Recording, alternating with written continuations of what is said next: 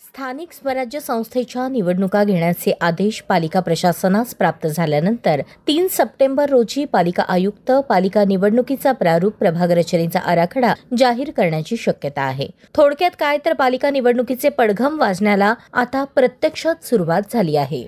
त्याच दरम्यान माकपचे ज्येष्ठ नेते आडम मास्टर यांनी काही जरी झालं तरी महाविकास आघाडीसोबत जाणार असल्याचे संकेत दिले आहेत। लोकसभेत मैत्रीपूर्ण संबंध प्रस्थापित केल्यानंतर विधानसभेला सकारात्मक प्रतिसाद मिळेल अशी आशा असताना काँग्रेस नेत्यांकडून मास्टरांना नाकारण्यात आलं होतं। इतका मोठा फटका काँग्रेस नेत्याकडून बसलेला असताना सुद्धा माकपचे आडम मास्टर यांनी पुन्हा पालिका निवडणुकीत काँग्रेस सोबत जाण्याचा निर्णय जाहीर केला आहे।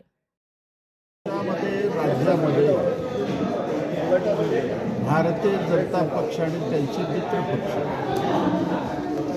संपूर्णपणे संविधान धोक्यात आणून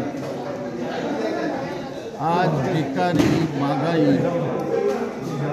हिंदू मुस्लिम प्रत्येक गोष्टीला निर्माण करून देशाचं लक्ष दुसरीकडे घेऊन जाणं, या पद्धतीचं राजकारण मोठ्या पद्धतीत चालू आहे। शेवटी नागरिकाचं मताचा अधिकार कायम राहील का नाही ही शंका उपस्थित होऊ लागली आणि श्रमिकांची मतं एकच आमच्या हातात आहे। सध्या मताचा अधिकार हे डॉक्टर बाबासाहेब आंबेडकरने दिलेला अधिकार आहे। श्रमिक असेल, भांडवलदार असेल, एका मताचा अधिकार।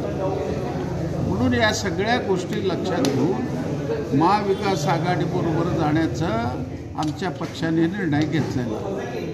त्यांनी सन्मानाची वागणूक आम्हाला देतील ही अपेक्षा आहे।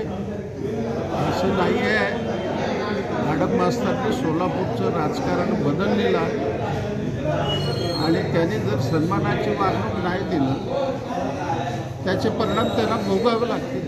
जी स्वतः मागणी आहे, कसल्याही शंकेला